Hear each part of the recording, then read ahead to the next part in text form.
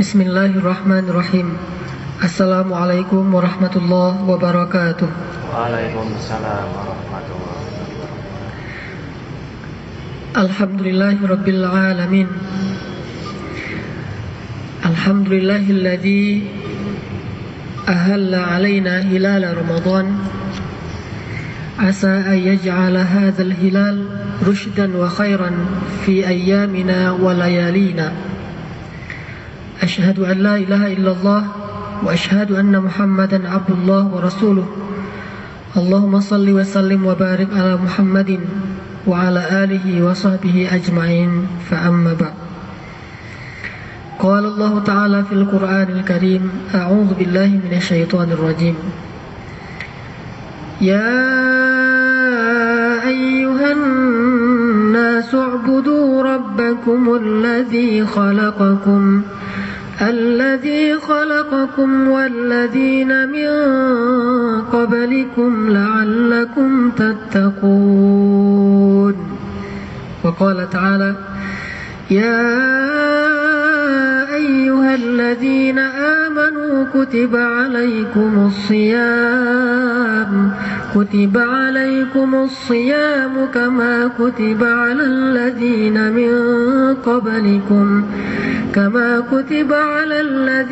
من قبلكم لعلكم تتقون. وقال تعالى يا أيها الذين آمنوا اتقوا الله حق تقاته ولا تموتن إلا وأنتم مسلمون. Puji syukur kepada Allah Subhanahu wa taala karena atas limpahan nikmat dan rahmat dari Allah, akhirnya kita telah memasuki bulan Ramadan, dan hari ini sebagian kita sudah masuk ke hari ke-6 dan sebagian yang lain masuk kepada hari ke-5 Ramadan. Ikhwati fillah, sebagaimana yang kita sering baca, kita dengar, kita ketahui bersama bahwa tujuan dari ibadah di bulan suci Ramadan itu adalah la'allakum tattaqun, agar kita menjadi hamba yang bertakwa. Karena tidak cukup seseorang mengaku dirinya telah beriman apabila tidak membuktikannya dalam bentuk takwa kepada Allah Subhanahu wa taala. Sehingga Allah berfirman, wahai orang-orang yang beriman, bertakwalah kalian kepada Allah dengan sebenar-benar takwa. Artinya apa? Janganlah kalian berhenti pada titik hanya mengaku diri kalian sebagai orang yang beriman, tetapi lanjutkan perjalanan spiritual kalian. Lanjutkan ucapan iman kalian dalam bentuk konkret, yaitu ketakwaan kalian kepada Allah Subhanahu wa taala. Orang-orang yang beriman dan tidak mau bertakwa, maka Allah menolak iman mereka. Meskipun mereka mengaku dengan lisannya bahwa kami telah beriman. Artinya orang-orang yang beriman tapi tidak mau taat kepada Allah dan Rasul, karena inti dari takwa itu sami'na wa ata'na. Mau taat, menjalankan perintah, meninggalkan larangan. Walaupun dia mengaku kami telah beriman, tapi kalau tidak taat, ditolak imannya. Bagaimana firman Allah di dalam surat Al-Hujurat? Qalatil a'rabu amanna qul lam tu'minu walakin qulu aslamna walamma yadkhulil imanu fi qulubikum wa in tuti'u Allah wa rasulah.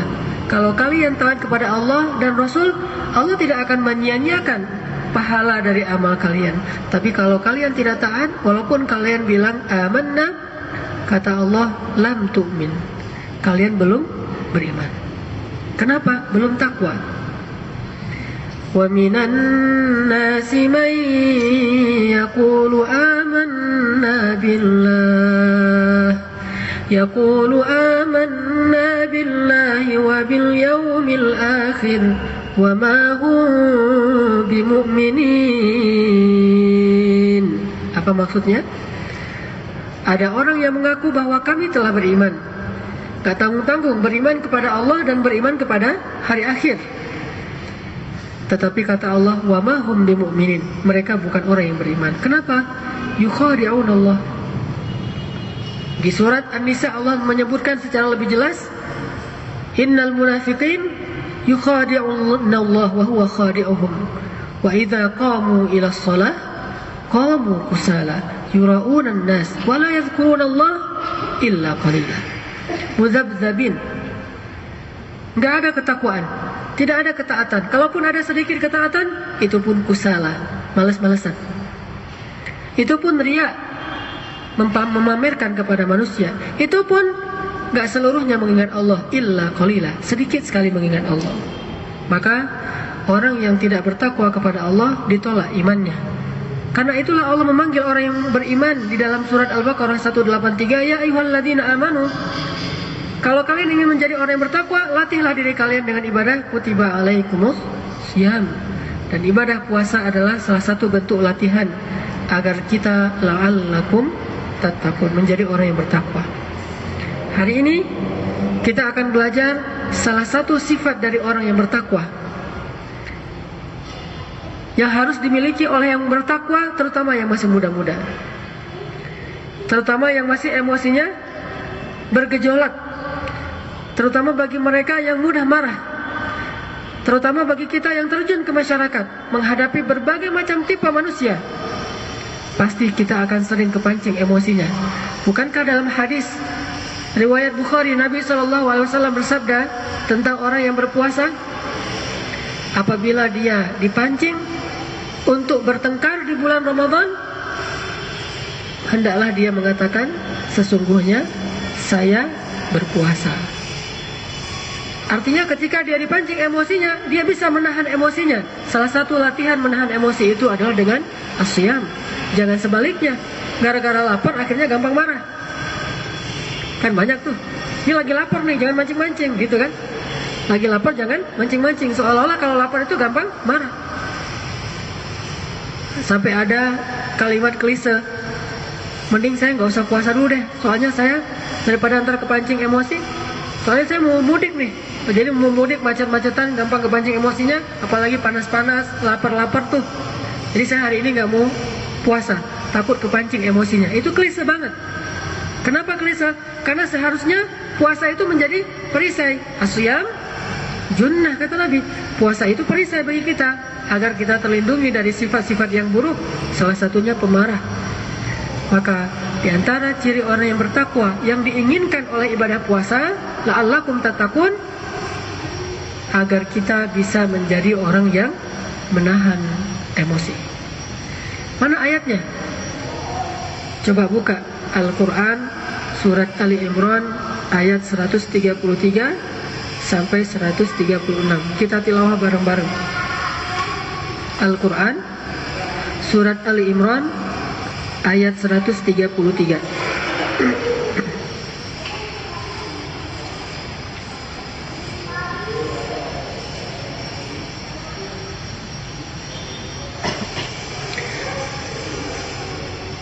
A'udzu billahi minasy syaithanir rajim. Silakan.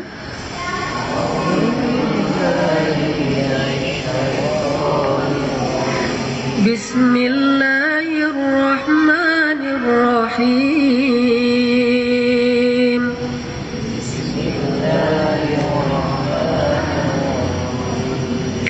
Wasari'u ila maghfiratin min rabbikum wa jannah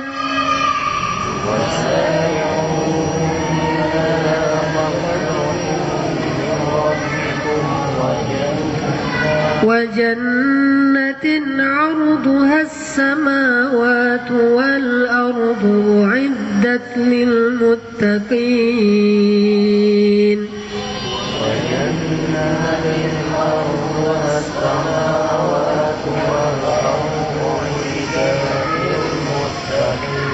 الذين ينفقون في السراء والضراء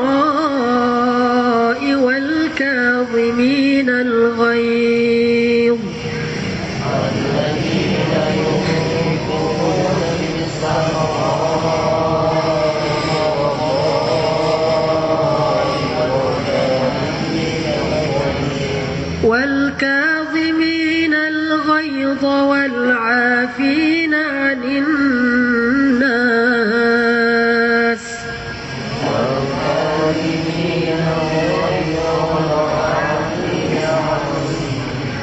والله يحب المحسنين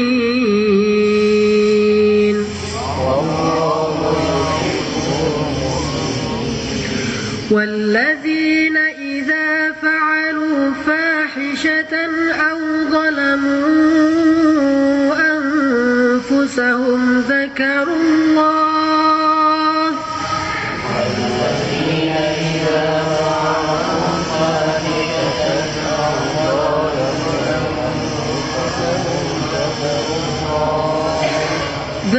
الله فاستغفروا لذنوبهم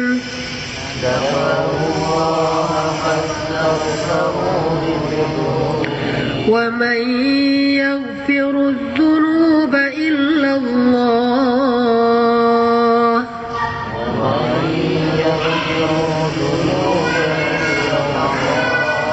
ولم يصروا على ما فعلوا وهم يعلمون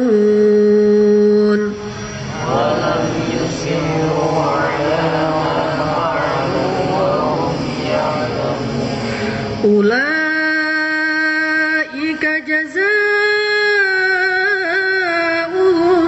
مغفرة من ربهم وجنات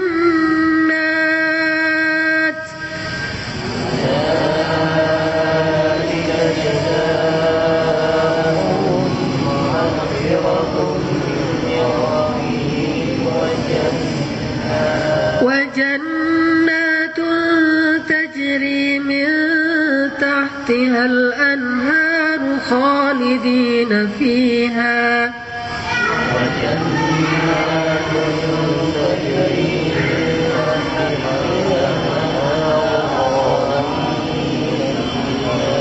ونعم أجر العاملين.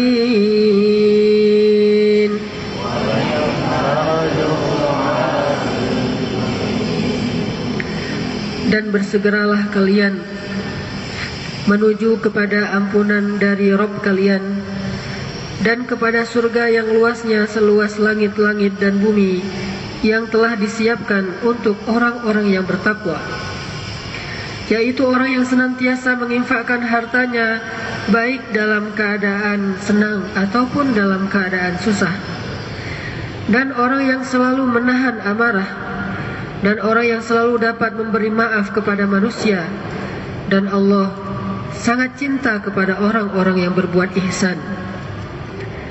Dan orang-orang yang apabila telah terlanjur melakukan suatu perbuatan dosa atau mereka menzalimi diri mereka sendiri, kemudian mereka mengingat Allah, maka mereka memohon ampun kepada Allah atas dosa-dosa mereka. Dan siapakah yang dapat mengampuni dosa-dosa selain Allah? Dan mereka tidak mengulangi kembali perbuatan tersebut, sedangkan mereka dalam keadaan memahaminya.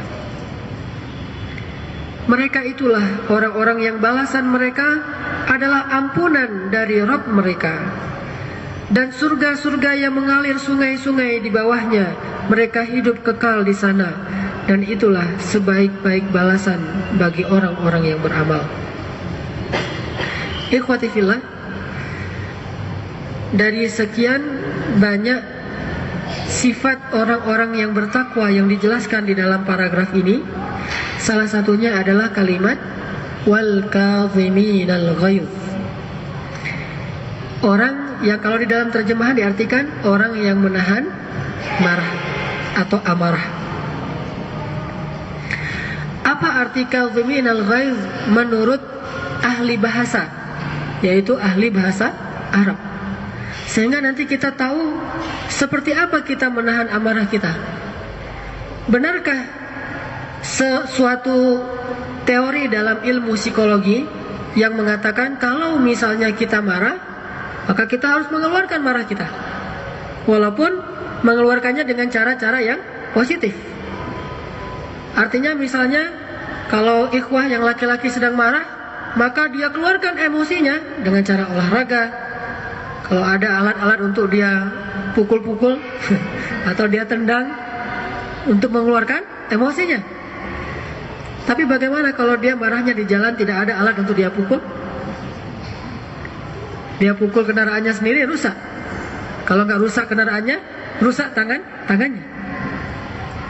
Atau bagi akhwat, ketika marah dia keluarkan emosinya dengan cara masak misalnya. Gimana ngeluarin emosi dengan cara masak? Dia ngulek. Tapi gimana kalau ternyata harga cabai 100.000 per kilo? Kan rugi tuh. Setiap marah 100.000, setiap marah 100.000 kan? Dia ulek sambal. Soalnya kalau di blender nggak kerasa emosinya. Baru kerasa kalau ngulek.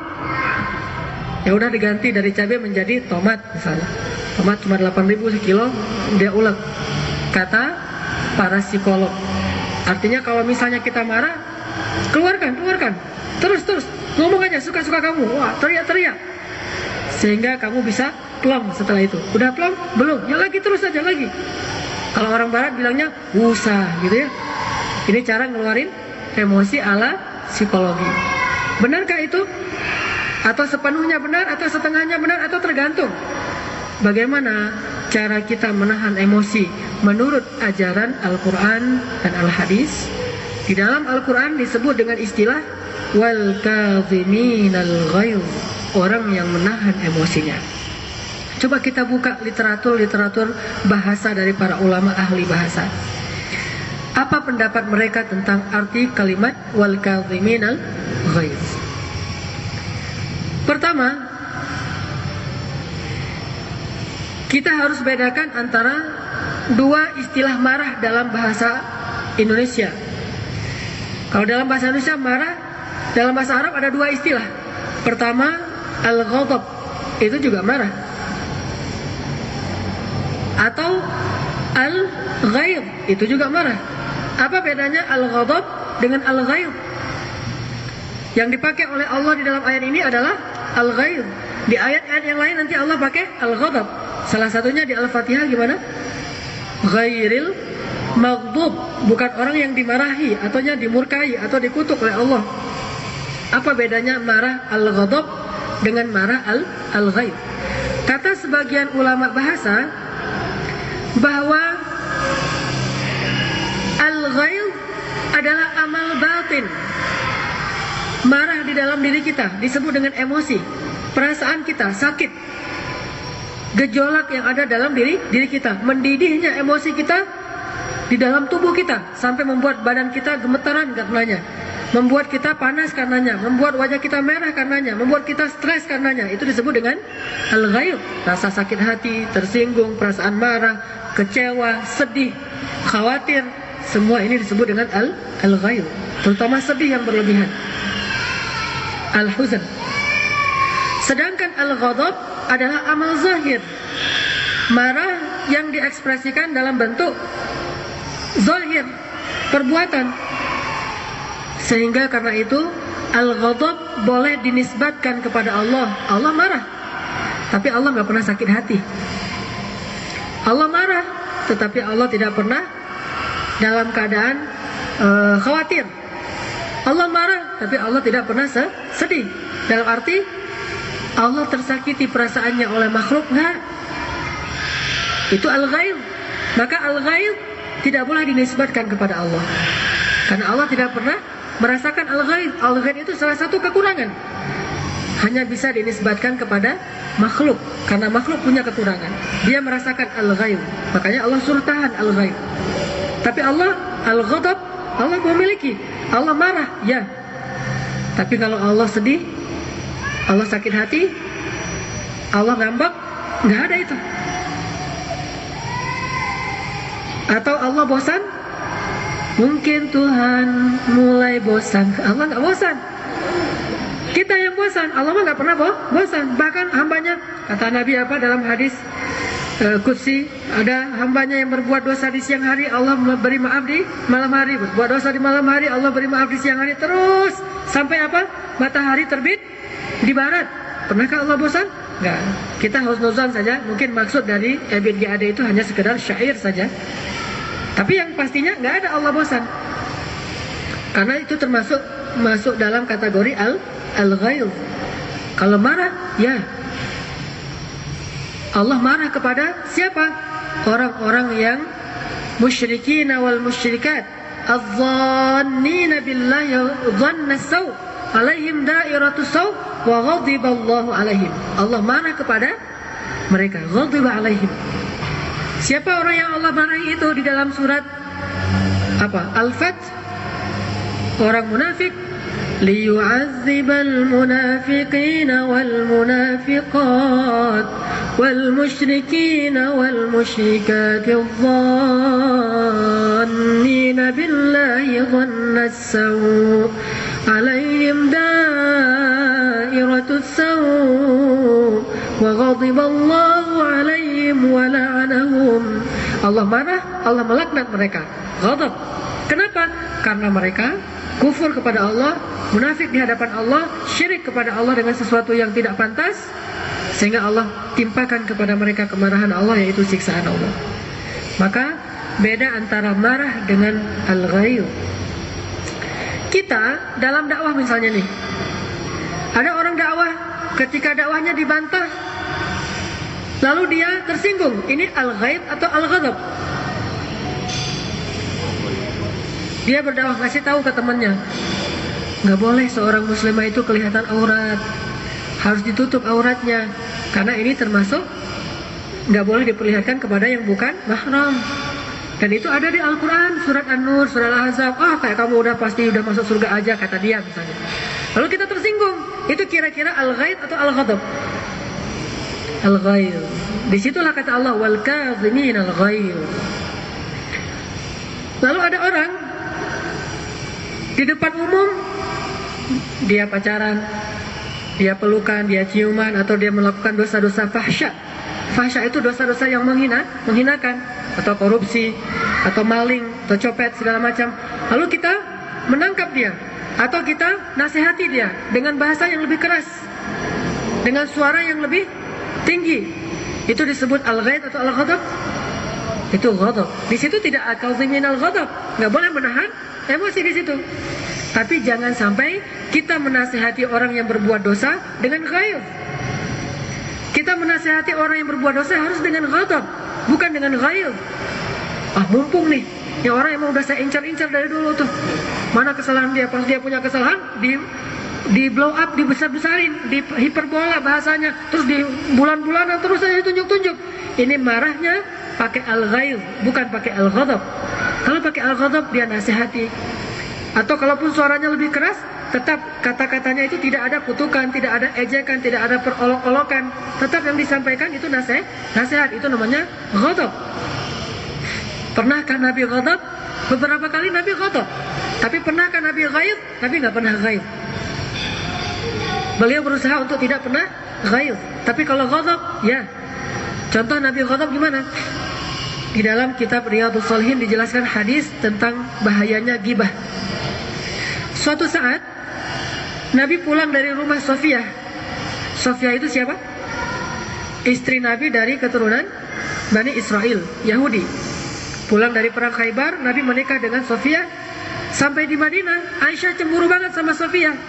Sehingga suatu saat, karena saking cemburunya Aisyah kepada Sofiyah, Aisyah menyebut Sofiyah itu dengan istilah kada wa kada. Kan Sofiyah itu begini-begini. Maksudnya apa? Sofiyah itu pendek. Dipakai isyarat dengan tangan Aisyah bahwa Sofiyah itu pendek. Maka pada saat itulah Nabi SAW ghadab. Bukan ghaib. Kalau ghaib, ini istri saya nih, kamu menghina istri saya, bukan. Tetapi yang beliau ghadabkan adalah Aisyah terjebak kepada dosa lisan, yaitu ghibah. Bukan soal ini istri beliau, soal cemburu, soal perasaan Nabi, apa segala macam, bukan. Tapi soal ini dosa ghibah. Sehingga kata Nabi, ya Aisyah, seandainya ucapanmu itu dimasukkan ke dalam lautan, maka seluruh air laut itu akan berbau bangkai. Maksudnya apa? Benarlah firman Allah di dalam surat Al-Hujurat bahwa menggibah itu seperti makan bangkai saudaranya. Jadi gibah itu lebih bau dari bangkai dan lebih busuk. Sampai kalau gibah ini masuk ke dalam lautan, seluruh air lautan itu akan berbau bangkai. Nabi marah, tapi dengan nasihat, tidak disebut dasar loh. Misalnya dengan kata-kata yang nggak pantas. Kalimat dasar itu kan awal dari ketidakpantasan tuh. Kalau udah ada dasarnya, dasar, udah mulai kata-kata yang nggak pantas. Nah, ini menunjukkan bahwa Nabi menggunakan ghadab, tidak menggunakan ghail. Dalam adegan yang lain, Nabi sedang duduk bersama dua orang sahabat. Sahabat yang pertama namanya Umar, sahabat yang kedua tidak disebutkan namanya. Cuma saya curiga yang kedua ini adalah Abu Bakar, karena biasanya duduk itu bertiga itu, Umar dan Abu Bakar. Cuma di dalam hadis itu nggak disebutkan yang ketiganya. Datang seorang laki-laki yang miskin, meminta bantuan kepada Nabi.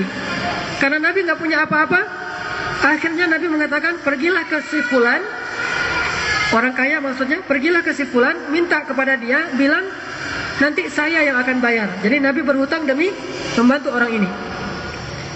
Lalu Umar, setelah orang ini pergi, Umar memberi pendapat, ya Rasulullah, kalau bahasa kita mah jangan gitu-gitu amat kali gitu ya. Ini mah bahasa kita. Itu bahasa hadis gimana kurang lebih? Ya Rasulullah, janganlah engkau memaksakan dirimu terhadap sesuatu yang engkau tidak mampu. Nabi nggak mampu bantu, ya sudah nggak usah bantu. Kenapa sampai maksain diri berhutang atas nama dirinya untuk orang lain? Kata Umar, jangan begitu-begitu amat, artinya jangan memaksakan diri ya Rasulullah. Rasulullah nggak senang dengan ucapan Umar. Bukan karena Umar nggak percaya kepada Rasulullah, nggak menghargai Rasulullah, bukan itu yang membuat Nabi nggak senang. Tetapi ucapan itu yang tidak membuat Nabi senang, sehingga Nabi cemberut wajahnya. Dia ghadab. Lalu orang di sebelah yang lagi, satu lagi, yang mungkin Abu Bakar, mungkin ya, mengatakan, ya Rasulullah, lakukanlah apa yang engkau mau, karena tidak engkau mau kecuali kebaikan. Tidak ada yang engkau mau kecuali kebaikan. Rasulullah tersenyum, senang dengan pendapat yang kedua.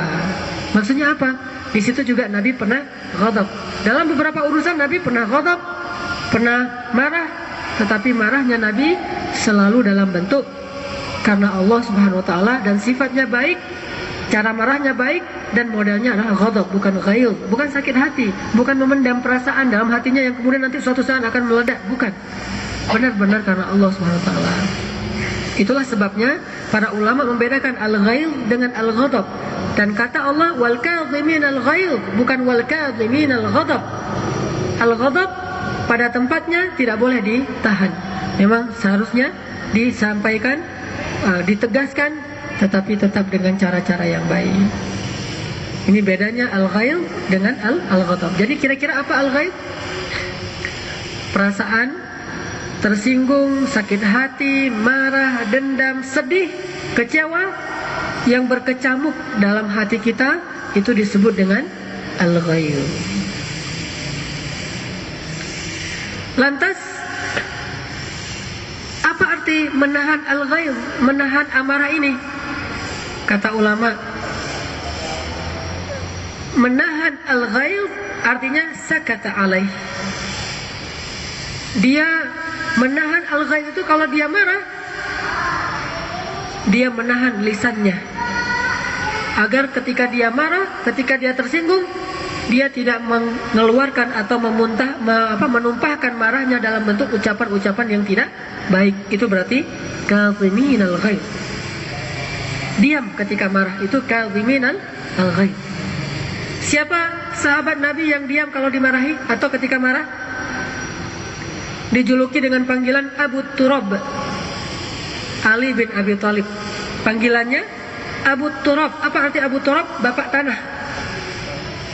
Karena Ali kalau dia marah sama Fatimah, tersinggung atau kecewa, dia akan keluar dari rumah secara diam. Dia ambil tanah, dia taruh di atas kepalanya, lalu dia pergi. Kalau Nabi melihat Ali sedang taruh kepala, di atas kepalanya ada tanah, oh ini lagi marah sama Fatimah. Tidak ngeluarin kata-kata, kamu Fatimah nggak berbakti pada suami atau apa, enggak. Takut mengecewakan Fatimah lagi nanti, makin buruk suasananya. Sehingga ekspresinya dia taruh tanah. Saya juga nggak ngerti sampai sekarang kenapa taruh tanah. Wallahu alam, pasti Ali punya alasan yang kuat, karena Ali bukan orang biasa. Dia ilmuwan, dia ulama di antara para sahabat. Pasti punya alasan yang kuat sehingga dia pakai gaya style marahnya itu taruh tanah di atas kepala, lalu dia keluar. Ngapain dia keluar? Menghindar agar tidak marah kepada Fatimah. Atau sesekali dia keluar sambil mendendangkan lagu nasyid. La 'aisha illa 'aishal akhirah. Tidak ada kehidupan yang lebih pantas daripada kehidupan di akhirat. Beginilah dunia. Beginilah dunia. Entar di akhirat baru la khaufun 'alaihim wa la hum yahzanun. Tidak lagi sedih. Di dunia emang gini. La 'aisha illa 'aishal akhirah. Sambil taruh tanah di atas kepala. Nabi kalau udah ngelihat Ali, wah Ali nih.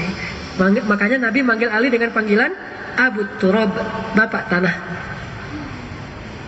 Ini menunjukkan bahwa dia menahan marahnya dengan diam, tidak dengan mengeluarkan semua ucapan. Nah, kalau udah gini, pasti dari ratusan kosakata yang dia keluarkan, minimal setengahnya adalah dosa.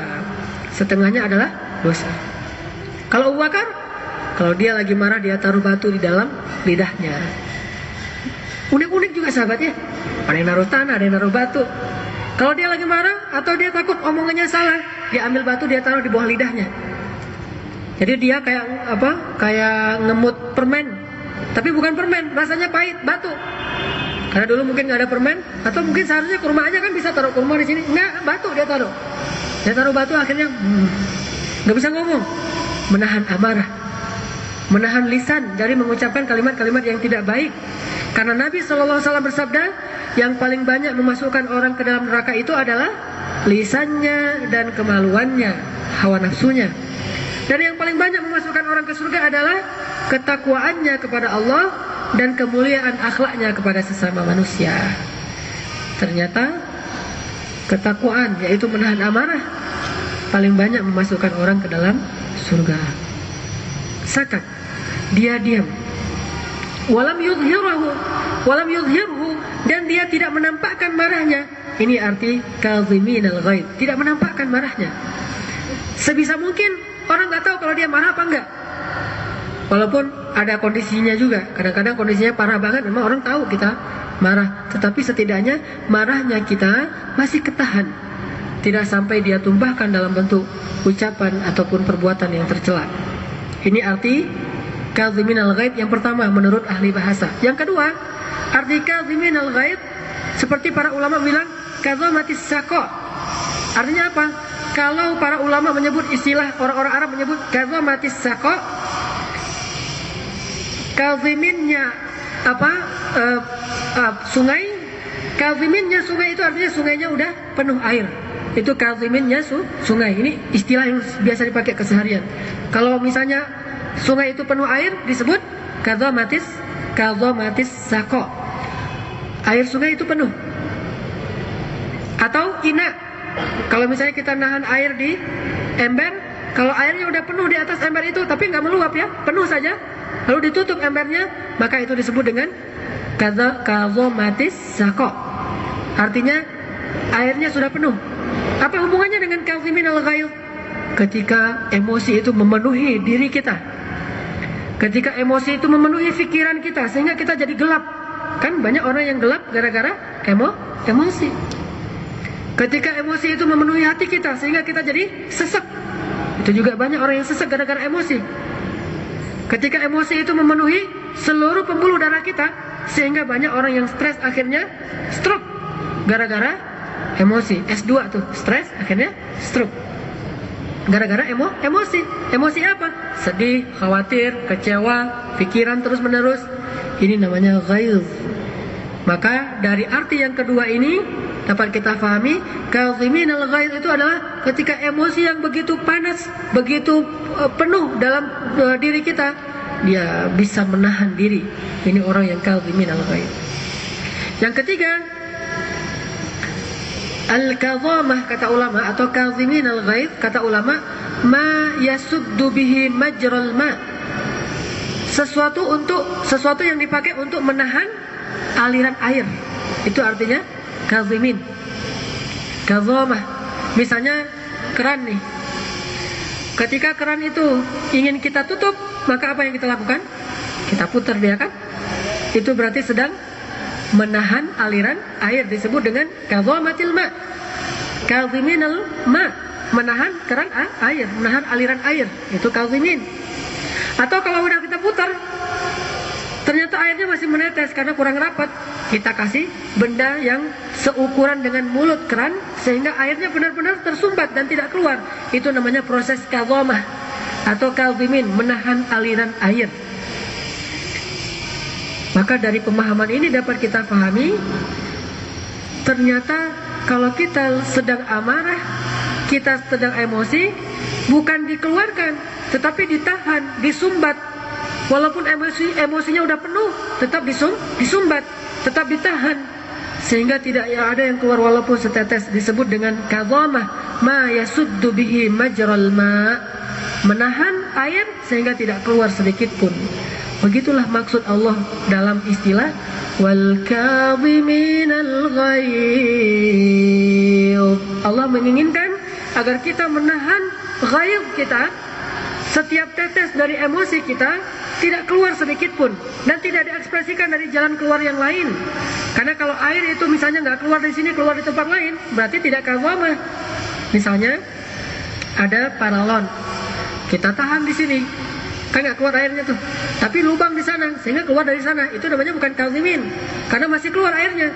Maka kalau ekspresi emosi kita diluapkan dengan cara yang lain, berarti bukan kadhimin, cuma mengarahkan cara marah, manajemen marah. Kalau kadhimin benar-benar nggak diekspresikan, benar-benar nggak dikeluarkan, benar-benar ditahan habis.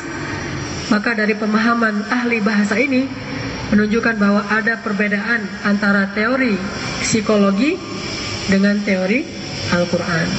Lalu gimana kita? Allah berfirman, huwa a'lamu bikum idh ansha'akum minal ardi wa idh antum ajinnatun fi butuni ummahatikum. Dia lebih mengerti tentang kalian, ilmu psikologi kalian. Bahkan ketika dia menciptakan kalian dari tanah, yaitu Adam, atau ketika dia menciptakan kalian dalam rahim ibu kalian, dia udah lebih mengerti tentang kalian. Makanya karena Allah lebih mengerti tentang kita ambil teori Al-Quran. Ketika kita emosi, kita berusaha untuk kadhiminal ghaidh. Tinggal pertanyaannya, how to? Gimana caranya? Gimana cara menahan emosi ketika kita sedang dalam keadaan marah kayak gitu? Ini arti kadhamah.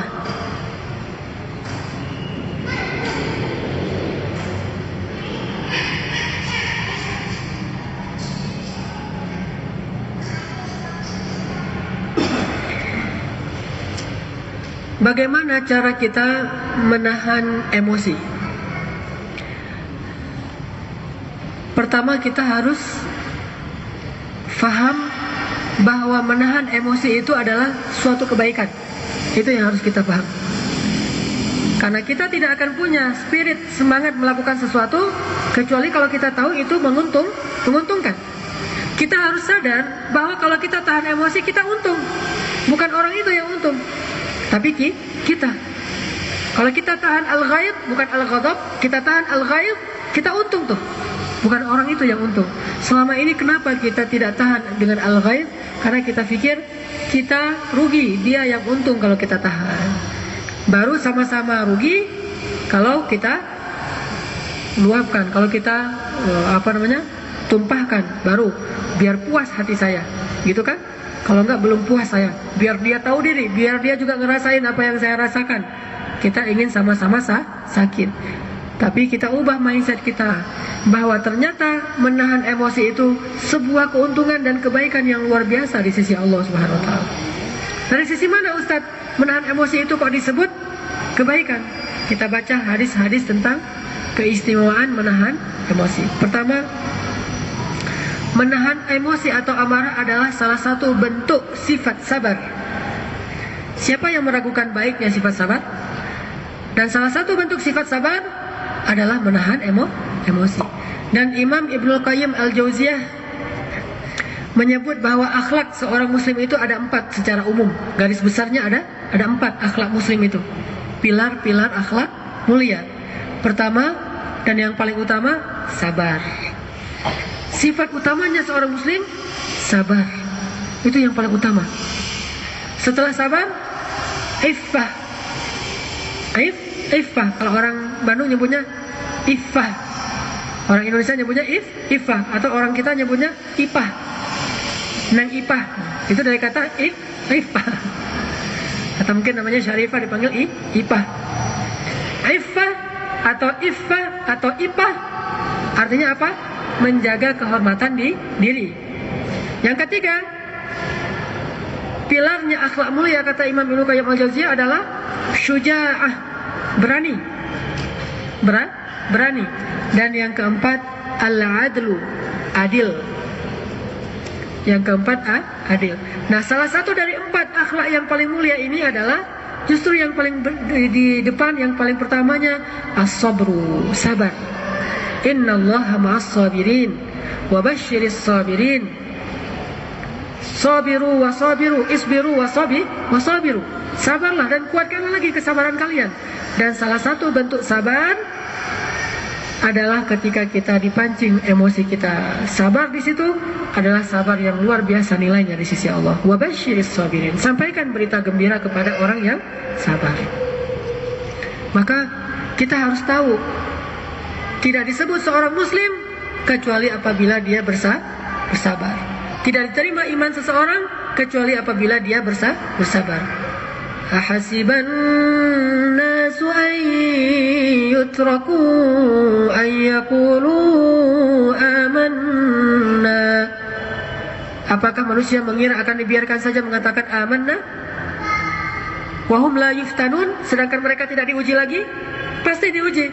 Ahasiban nasu an yadkhulul jannata walamma yadkhulul imanu walamma ya'tikum am hasibtum an tadkhulul jannah walamma ya'tikum mathalul ladzina khalau min qablikum. Gimana kamu mau masuk surga padahal kamu belum bersabar dengan ujian-ujian yang seharusnya kamu ditimpakan sama seperti orang sebelum kamu? Gimana ditimpakan ujiannya? Massathumul ba'sa'u wad-dharra'u wa zulzilu. 3 jenis ujian. Ujian ba'sa, fisik, sakit, disiksa segala macam. Ujian dharra, harta, kekurangan, atau diambil orang lain, atau ditipu, atau dicurangi, atau dizalimi. Ujian harta, atau berinfak di jalan Allah. Wazulzilu, itulah ujian mental. Salah satu ujian mental dipancing untuk marah, dipancing sakit hati, disakiti perasaannya. Itu namanya zulzilu. Am hasibtum an tadkhulul jannah. Kalian pikir kalian bisa masuk surga sementara kalian belum bersabar dengan ujian zulzilu? Sampai orang-orang yang beriman dulu pernah diuji dengan zulzilu habis-habisan. Dibilang mereka sebagai, dihina mereka dengan berbagai macam hinaan. Disebut mereka sebagai orang-orang yang bodoh. Nabi dibilang orang gila, disebut penyihir, disebut penyair segala macam. Ini semuanya disebut dengan ujian zulzilu, diguncang. Dan guncangan di situ kata ulama tafsir adalah ujian mental, ujian fikiran. Dan kalau kita tidak bersabar dengan ujian al-ghayz, maka tidak lulus tes keimanan kita. Kalau tidak lulus, wama ulaika bil mu'minin atau wama hum bil mu'minin, mereka bukan orang yang beriman, sehingga Allah tidak ridho kepada keimanan kita. Ini yang harus kita pahami agar kita bisa nahan amarah. Kalau kita disakiti, dipancing di jalan, dipancing dengan orang-orang yang tidak baik dalam lalu lintasnya, mungkin dia main selip sembarangan, mungkin dia main berhenti aja di depan kita, mungkin dia mancing-mancing kita, mungkin knalpotnya asapnya mengepul sehingga menyakiti kita, mungkin dia ada air, dia kena genangan air, kita kecipratan airnya, mungkin suaranya terlalu berisik, knalpotnya sengaja dibuat yang suaranya berisik. Ini kan pancingan-pancingan nih. Kalau kita bersabar, baru disebut orang yang lulus ujian zulzilu. Dan kita harus paham itu. Oh, ini Allah menguji saya. Mudah-mudahan dengan begini saya tergolong orang-orang yang sabar. Dan tidak ada yang masuk surga kecuali orang-orang yang sabar. Maka ini yang pertama, keutamaan dari kazimin al-ghaidz. Yang kedua, keutamaannya apa? Nabi SAW bersabda, hadis dari Ibnu Umar, tidak ada sesuatu pun yang ditelan oleh seorang hamba yang lebih utama atau lebih banyak pahalanya atau lebih tinggi nilainya di sisi Allah daripada menahan atau menelan emosi karena mencari ridho Allah. Apa maksudnya? Tidak ada sesuatu yang kita telan, yang kita kita tahan dalam diri kita yang kita kembalikan ke dalam diri kita, nggak kita keluarkan, yang lebih utama di sisi Allah daripada menelan perasaan emosi. Kata Rasul dalam hadis Ibnu Umar, inilah sesuatu yang paling baik yang ditelan oleh seorang hamba. Kita telan, mau kita keluarkan nggak jadi, kita telan lagi, kita masukkan lagi ke dalam diri kita. Itu namanya orang yang wal kadhiminal ghaidh, menelan emosinya. Tidak dia muntahkan emosinya, tapi dia telan. Sehingga kalau kita paham betapa baiknya menahan emosi ini, ternyata termasuk sesuatu yang paling mulia di sisi Allah, maka kita akan belajar menahan emosi. Karena menahan emosi itu kemuliaan di sisi Allah. Orang yang paling mulia di antara kalian adalah orang yang paling bertakwa. Artinya orang yang paling bertakwa salah satunya orang yang paling kuat dalam menahan emosi. Di surat apa tuh?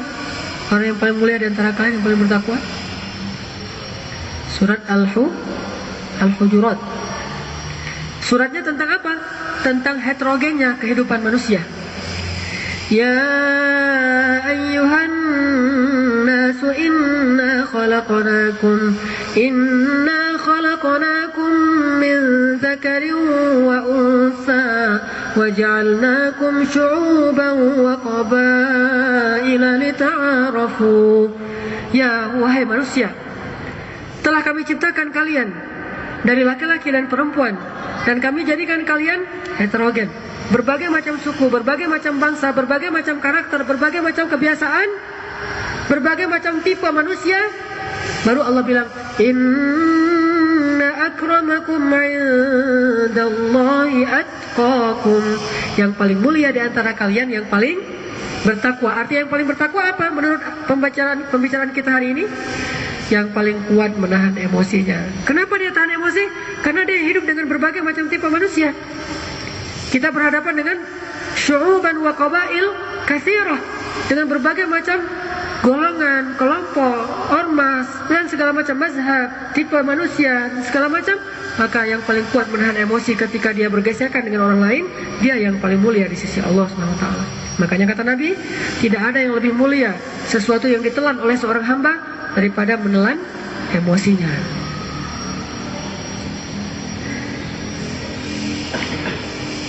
Dulu ketika saya baru nikah, saya nikah di Mesir dulu. Saya dari Aceh, istri saya dari Jawa Timur. Kan beda banget tuh syu'uban wa qabailnya. Saya pernah, istri saya marah, saya nggak tahu kenapa saya marah, dia marah, dan saya nggak tahu apa salah saya, apa salahku gitu kan. Kenapa? Karena beda karakter. Waktu itu kita karena nggak pacaran, jadi pas langsung menikah, adaptasi karakternya itu di awal-awal beda banget. Suatu hari kita mau keluar dari rumah kita, mau ke tempat foto keluarga. Di sana ada tempat studio foto yang bagus, namanya Semi Foto. Kalau di sini ada, misalnya Yonas gitu kan, di sana ada Semi.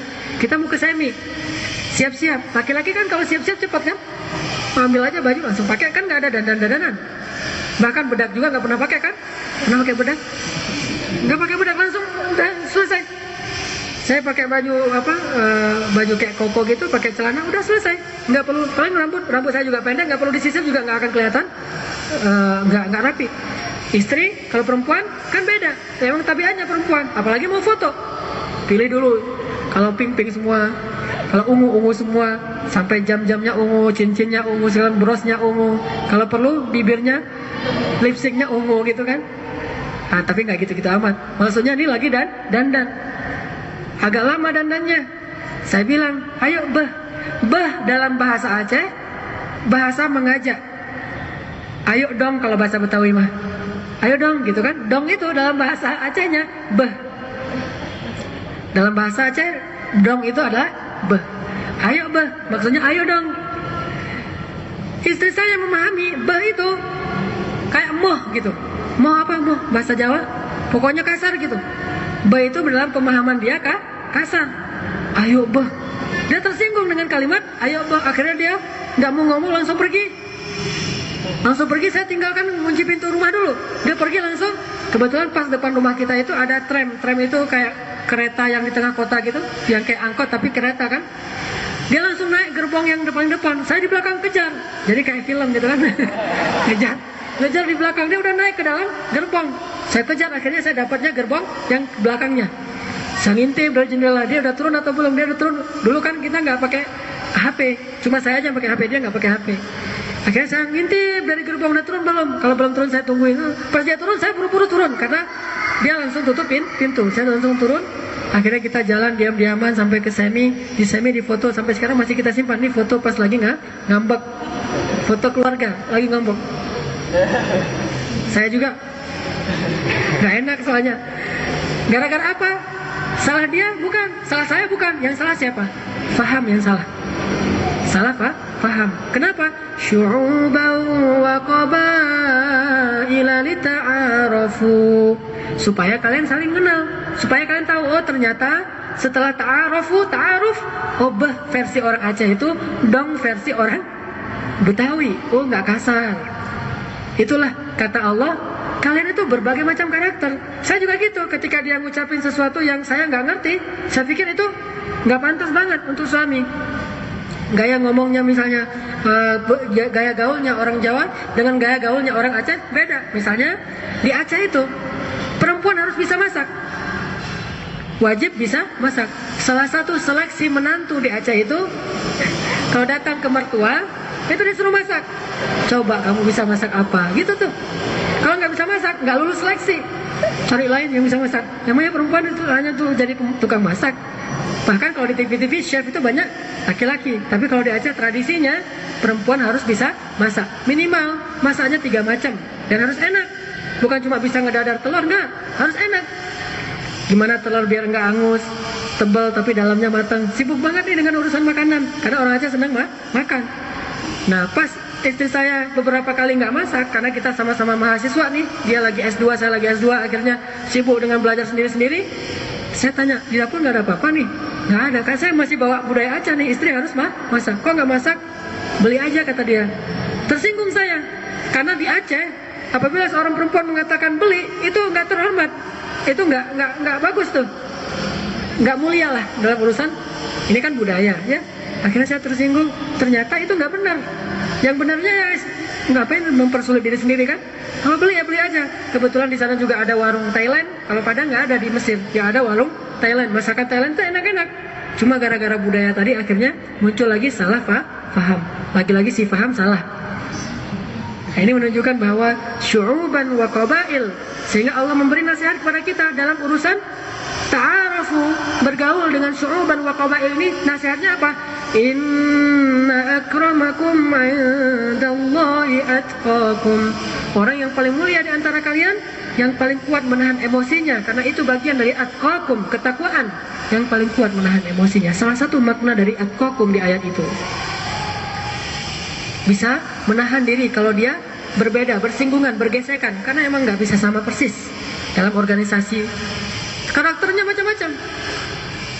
Jangan sampai gara-gara kita ghail, kita tidak mau lagi berdakwah atau terlibat dalam kegiatan-kegiatan yang solih dalam organisasi kita, gara-gara tersinggung dengan salah seorang di antara kita. Ini namanya tidak kaziminal ghaid.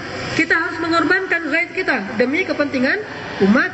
Kita harus korbankan ghaid kita demi kepentingan agama. Kita harus korbankan ghaid kita demi kepentingan dakwah. Itu namanya wal kaziminal ghaid. Orang yang mengorbankan perasaannya demi maslahat yang lebih besar untuk umat, untuk agama, untuk bangsa, untuk masyarakat, untuk dakwah. Ini namanya wal kaziminal ghaid. Gak mungkin kita nggak tersinggung, pasti. Jangankan organisasi yang kayak gini, suami istri aja juga sering tersinggung kan ya. Terutama nih saya nasihatin kepada teman-teman yang akhwat, mewakili ikhwan. Banyak laki-laki itu kalau ngomong itu nggak sadar kalau dia nyakitin perasaan perempuan. Jadi jangan terlalu serius. Artinya apa? Dia nggak serius mau menyakiti perasaan perempuan. Nggak serius. Emang wataknya gitu tuh. Wataknya itu terlalu to the point. Nggak ada basa-basinya. Apalagi pas jadi suami. Kalau pacaran mungkin, kalau ada orang pacaran biasanya lebay-lebay amat tuh ya. Wah, kolah ini, kolah itu, segala macam. Bintang masuk, bulan masuk, laut, segala macam masuk. Dalam puisi-puisinya tuh. Giliran udah selesai akad, diajak ngomong juga nggak ngelihat. Kalau laki-laki pas ibunya atau istrinya ngajak ngomong nggak ngelihat, itu bukan dia cuek. Ini curhat laki-laki ya. Bukan berarti dia cuek, tapi dia terlalu nyaman. Setelah diakad, dia udah nyaman. Ini udah jadi istri saya nggak perlu khawatir lagi dia minta putus. Kita pokoknya putus, lo gue N, nggak perlu khawatir lagi dia tuh.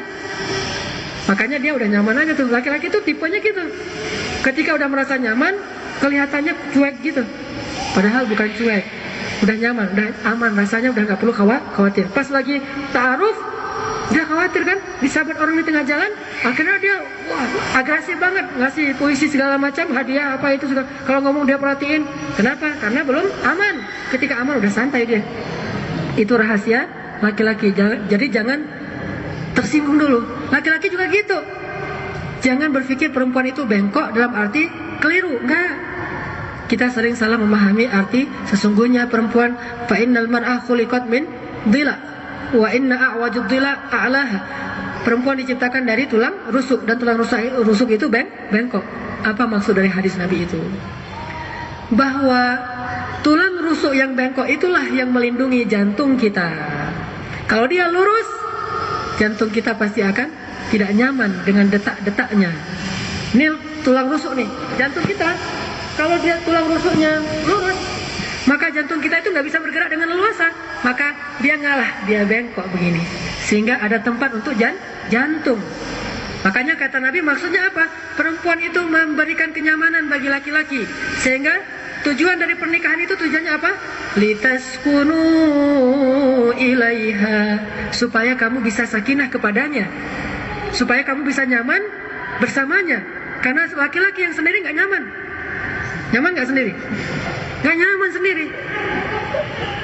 Tapi ketika dia sudah dibungkus oleh tulang rusuk, maka jantung itu nyaman bergerak. Maka pertimbangan-pertimbangan perempuan itu pertimbangan tulang rusuk. Apa maksud pertimbangan tulang rusuk? Pertimbangan untuk menyamankan kita. Kadang laki-laki itu jur'ah.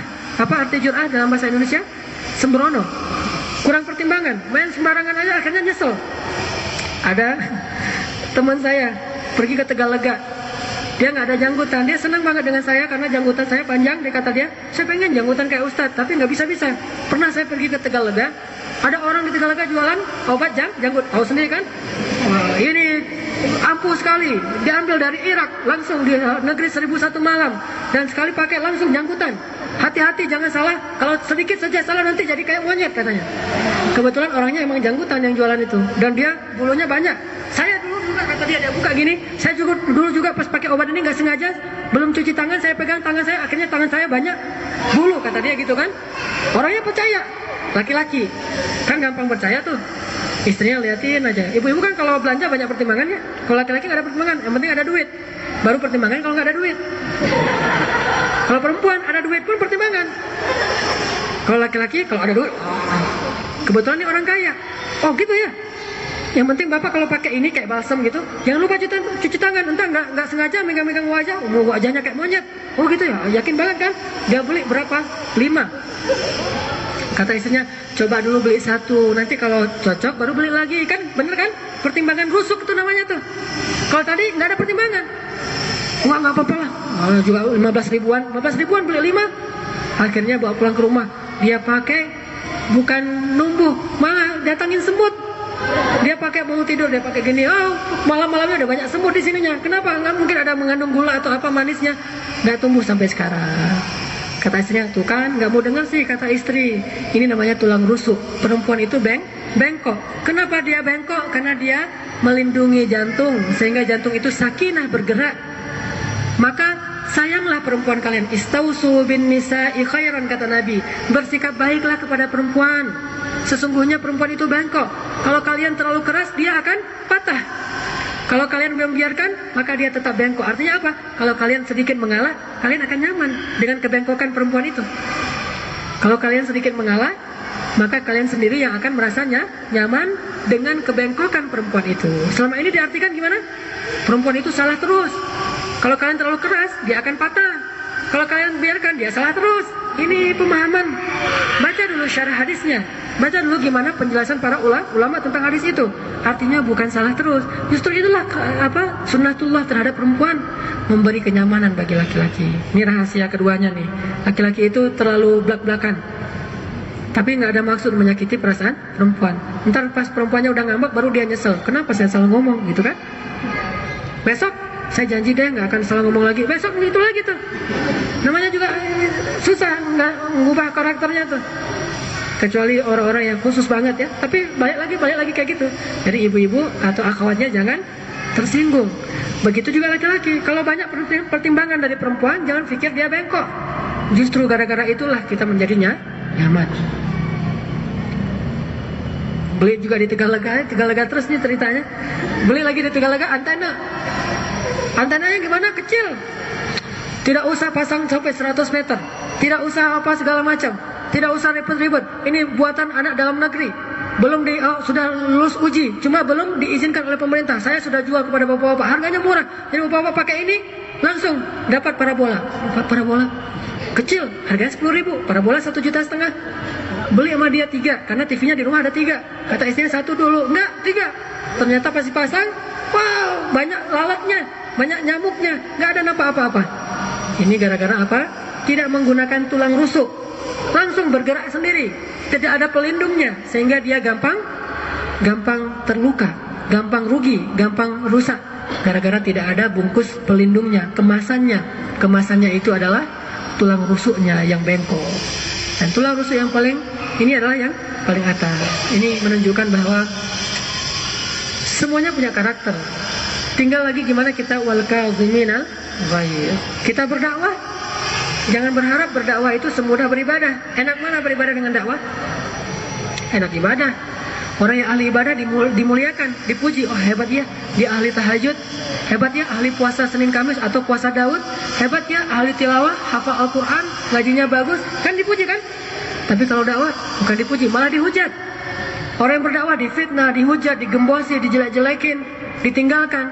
Yang di belakangnya komentar berbagai macam komentar idealis. Yang di depan menentangnya. Yang di belakang bilang, katanya mau berdakwah, tapi kok kayak gitu, nggak ideal dakwahnya, nggak segala macam, masih kurang aja dilihatnya.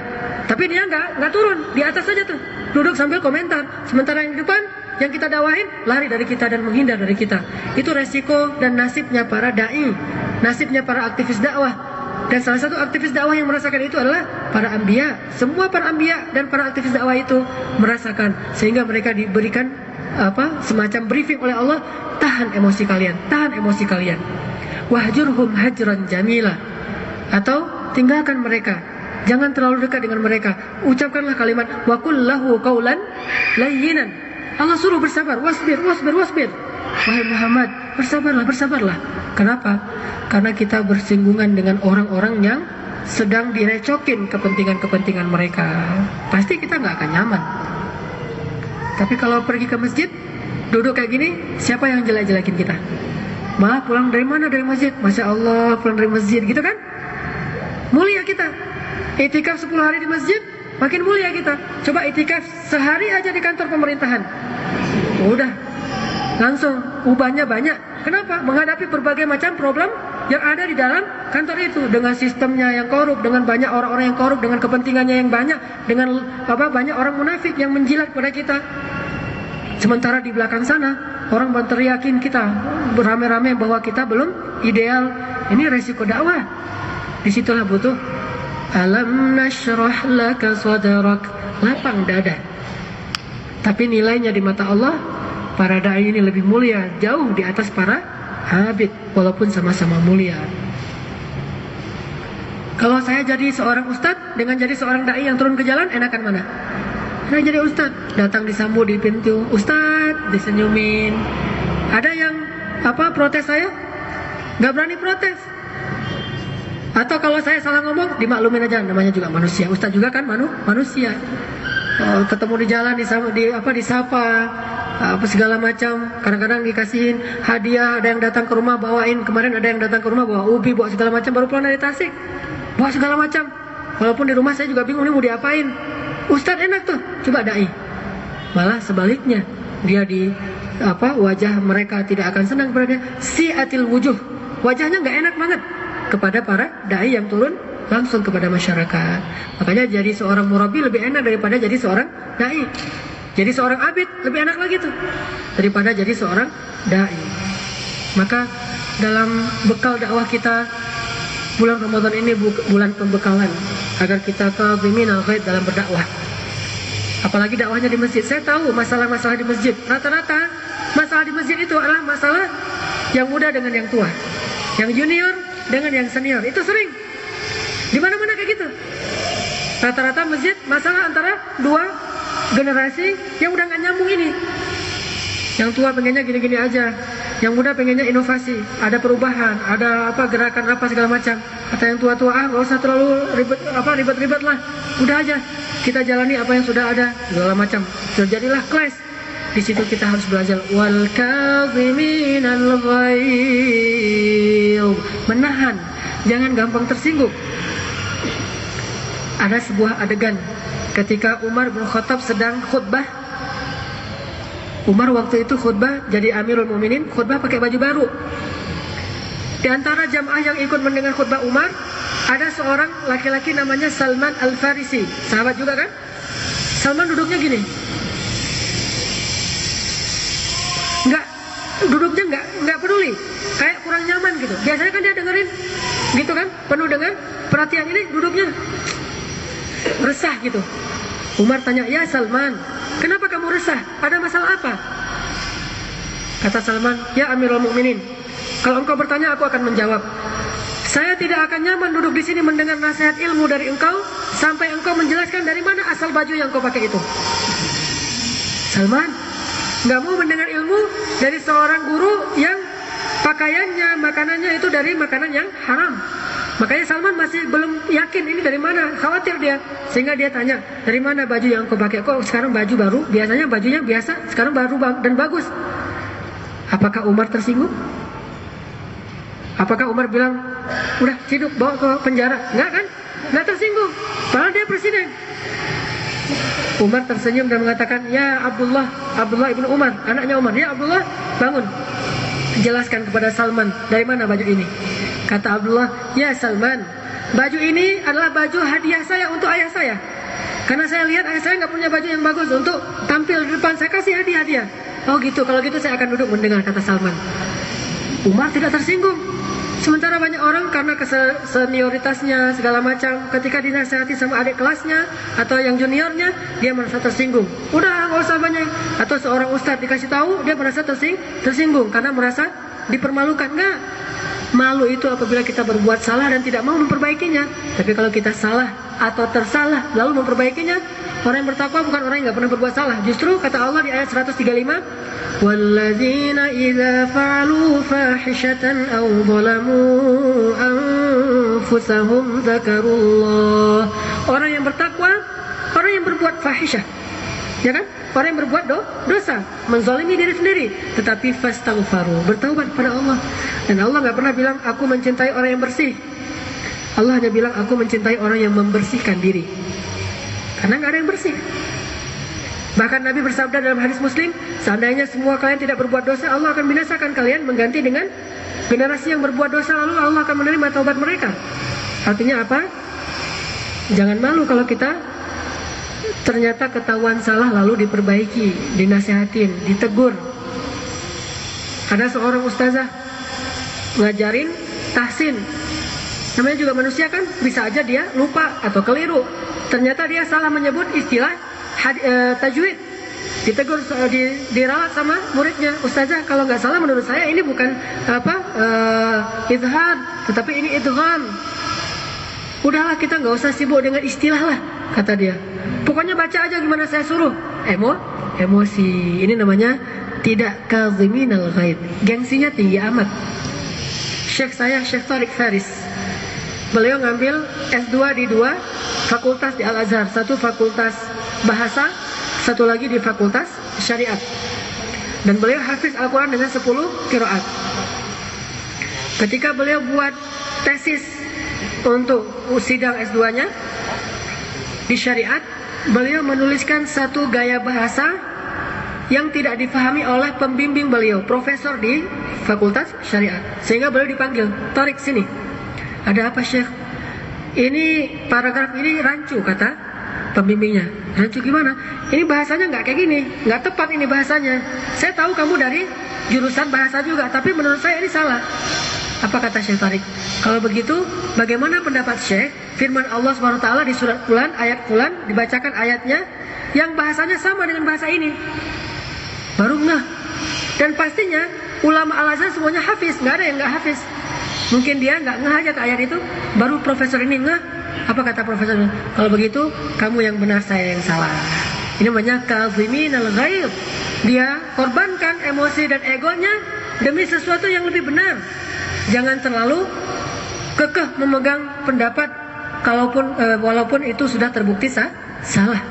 Maka ini yang disebut dengan kaziminal ghaib, menahan perasaan emosinya, ego dan segala macam demi kebenaran. Orang yang seperti ini orang yang mendapatkan kemuliaan di sisi Allah, malah lebih mulia, nggak usah khawatir. Hadis yang lain, ini bukan hadis, kata-kata Aisyah. Aisyah pernah melihat seorang perempuan yang sedang marah-marah. Apa kata Aisyah? Lillahi darut taqwa. Kalau kamu menahan marahmu, maka ketakwaanmu itu akan dibalas oleh pahala, dibalas pahala oleh Allah Subhanahu wa taala. Artinya apa? Menahan amarah menurut Aisyah radhiyallahu anha adalah termasuk ciri orang yang bertakwa. Menahan amarah termasuk ciri orang yang bertakwa. Kita lihat adegan ketika Umar bin Khattab pernah salah dalam memutuskan suatu hal. Udah pernah saya putar? Kalaupun udah pernah, diulangi lagi aja ya. Umar memfatwakan bahwa nggak boleh seorang laki-laki meminta mahar tinggi-tinggi amat. Kalau dia minta mahar yang tinggi, maka sisanya itu akan diberikan kepada baitul mal. Misalnya dia tetapkan mahar paling tinggi 100 dirham. Kalau dia minta 150 dirham, maka 50 dirham itu akan diserahkan kepada baitul mal. Diumumkan sama Umar. Akhirnya ada yang protes. Yang protes itu adalah Asy-Syifa. Syifa ini seorang perempuan yang banyak ilmu fikihnya. Ya Amirul Mukminin, kenapa engkau menetapkan sesuatu yang bertentangan dengan hukum Allah? Ya gimana bertentangan? Dia bacakan ayatnya. Lalu bagaimana sikap Umar ibnu Khattab? Kita lihat adegan ketika Umar radhiyallahu an ditegur oleh Syifa.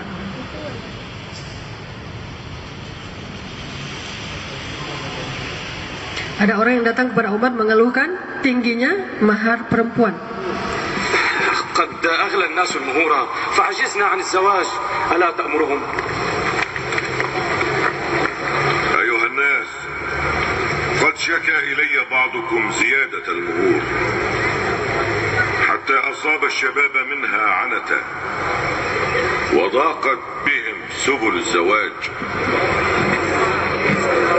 فلا تزيد في مهور النساء على 400 درهم وإن كانت ابنة سيد من سادتكم فمن زاد ألقيت الزيادة في بيت المال. Berapa? 400 dirham. Siapa yang meminta lebih dari itu, maka sisanya akan diberikan kepada baitul mal. Diserahkan ke baitul mal untuk kebutuhan kaum muslimin. Dia hanya boleh mengambil 400 saja.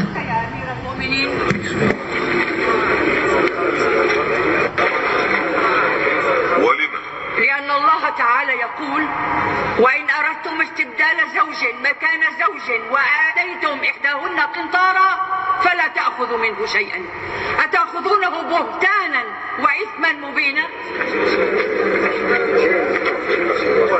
فكيف تتواعد أن تأخذ الزيادة عن الحد الذي فرضته فتلقيه على بيت المال. امرأة أصابت ورجل أخطأ. Ini namanya wal kaziminal ghaiz. Karena dia ikhlas dalam berfatwa, ikhlas dalam memimpin, tidak mencari nama atau gengsi atau dimuliakan, dihormati dengan jabatannya, tetapi dia ingin beribadah kepada Allah. Sehingga ketika dia salah, sama seperti imam yang salah kan? Imam salah, rakaatnya kurang. Subhanallah, saya ini imam, yang lain diam aja kan gitu, enggak kan? Atau dia baca Al-Quran salah baca hurufnya, lupa satu huruf, ditegur sama belakangnya. Saya mah hafiz, sudah hafal 10 qiraah. Masa nggak boleh, masa ditegur? Tetap walaupun hafiz 10 qiraah, tetap dia seorang manusia. Mahallul khata' wan nisyan. Maka dia tahan emosinya. Seorang suami kadang-kadang yang benar istrinya, maka kaziminal ghaid. Dia harus tahan emosinya dan egonya. Nggak masalah kalau kita salah. Yang masalah kalau kita mempertahankan kesalahan kita. Seorang ayah, seorang ibu ditegur oleh anaknya, nggak masalah itu. Maka ini yang disebut dengan wal kaziminal ghaid. Selanjutnya kita lihat beberapa contoh ayat. Satu lagi hadis tentang keutamaan kaziminal ghaid. Apa kata Nabi dalam hadis riwayat Ibnu Jarir dari Abi Hurairah? Siapa yang menahan emosinya padahal ia mampu untuk marah, maka Allah akan penuhi hatinya dengan apa? Rasa nyaman dan iman. Hatinya penuh rasa nyaman dan iman. Ini membantah keraguan seseorang yang mengatakan kalau emosi disimpan nanti dia tidak nyaman, nanti dia kena penyakit, perasaannya jadi menjadi penyakit bagi dia. Enggak.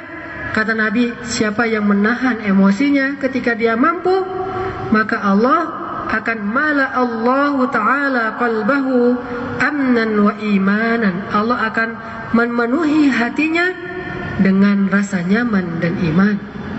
Tapi syaratnya dia harus menahan emosi itu karena Allah Subhanahu wa taala. Dia harus yakin bahwa dengan menahan emosi Allah tidak akan menyia-nyiakan kesabarannya.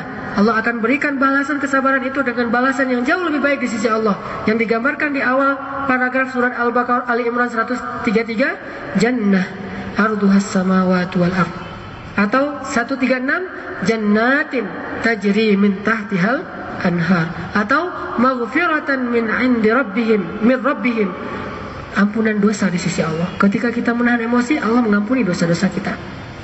Kita tahan amarah, Allah mengampuni dosa kita. Makanya pas dipancing di jalan, kita lagi kendaraan kita dipancing, Astaghfirullahaladzim. Atau kita ucapkan apa kalimat yang bisa menahan emosi?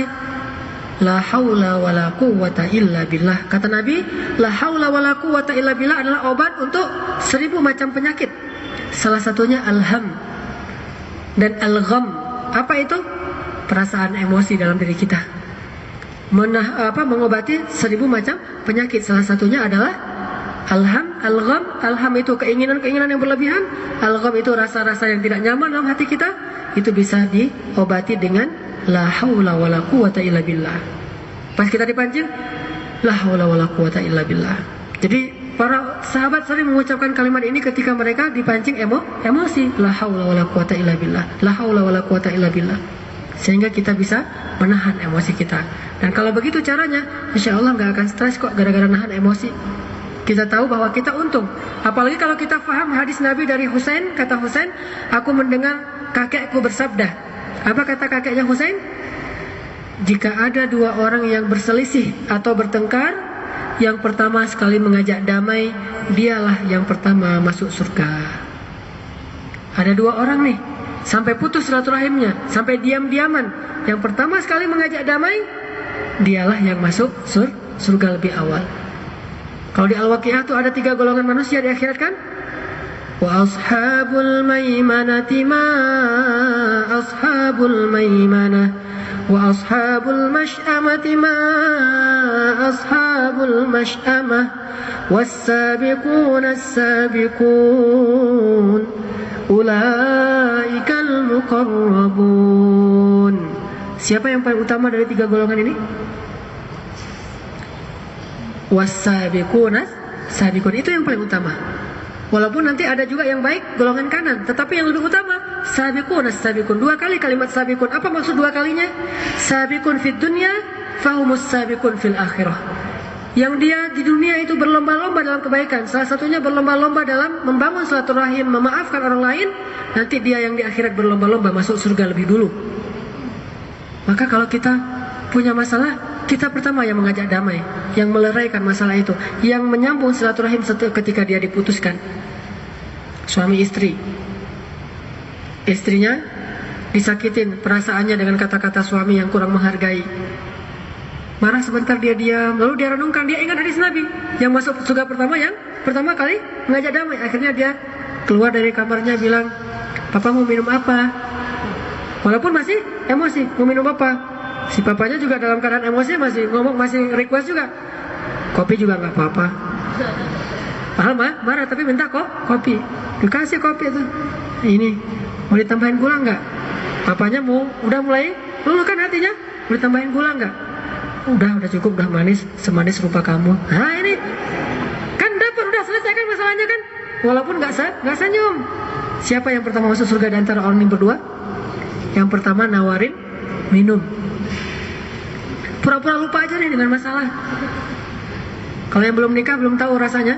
Nanti setelah nikah pasti akan merasakan hal itu. Pasti itu. Walaupun ini bukan doa dari saya, tapi pasti akan dirasakan. Saya juga ngerasain. Ada masalah kadang-kadang perbedaan pendapat, apa segala macam. Kadang-kadang masalah milih jalan aja bisa. Jalan itu aja. Enggak usah, jalan sini aja. Ternyata macet. Wah, kena kan? Mulai dia gara-gara ini. Akhirnya gimana cara masuk surga? Di situ peluang masuk surga tuh. Mah ini bajunya bagus deh, kayaknya cocok sama kamu nih, misalnya. Mana? Nih, awalnya mananya tampil cemburu, belum senyum. Pas dia suka, itu pasti senyum tuh. Bener ini. Oh iya, akhirnya jadi kan nggak ada masalah lagi, pura-pura lupa. Atau mungkin nanti bisa datang tamu tuh, yang paling cepat datang tamu ke rumah, masa mau diam-diaman? Pas sampai tamu di rumah udah kita ngobrol, tamu pulang, udah biasa lagi tuh. Orang yang pertama sekali menyambung silaturahim, dia yang pertama masuk surga. Ini keutamaan kadzimin al-ghaiz. Mudah-mudahan ini bermanfaat bagi kita. Masih ada beberapa hadis yang tentang keutamaan menahan amarah. Intinya bukan marah yang kita tahan, tetapi amarah, emosi. Karena kalau kita bisa nahan emosi, insya Allah kita bisa menahan marah. Kecuali marahnya dalam urusan-urusan yang berhubungan dengan agama, itu pun ada cara, ada adab, ada metode, ada fikihnya dalam marah. Nggak boleh marah sembarangan. Jangan sampai kita menghakimi seseorang dengan semau kita. Kita harus menghakimi seseorang itu dengan semau Allah. Itu marah yang diperbolehkan. Ada seorang laki-laki di zaman Rasul minum khamar. Ini disebutkan dalam Riyadhus Shalihin. Dia minum khamar, dinasihatin sama Nabi nggak dengar. Akhirnya ditangkap sama sahabat, diikat, dibawa ke Rasul. Apa kata Nabi? Pukullah dia. Ada yang pukulnya pakai sendal, ada yang pukulnya pakai rida. Rida itu apa? Sorban. Pukul dia sebagai hukuman. Tapi nggak boleh terlalu sakit, dia pukul aja biar dia ngeh. Tiba-tiba ada seorang sahabat bukan hanya mukul, tapi mengucapkan kalimat-kalimat, semoga Allah membinasakan kamu, celaka kamu gitu. Apa kata Nabi? Janganlah kamu membantu syaitan untuk mencelakakan saudara kamu. Apa artinya? Gak boleh kita menghukum seseorang karena emosi, ghail. Tapi kita menghukum seseorang karena perintah Allah. Begitu juga seorang ayah dan ibu kepada anak-anaknya. Gak boleh karena emosi, tetapi karena memang begitulah cara pendidikan yang diajarkan Rasulullah SAW. Barakallahu li wa lakum. Mudah-mudahan ini bermanfaat.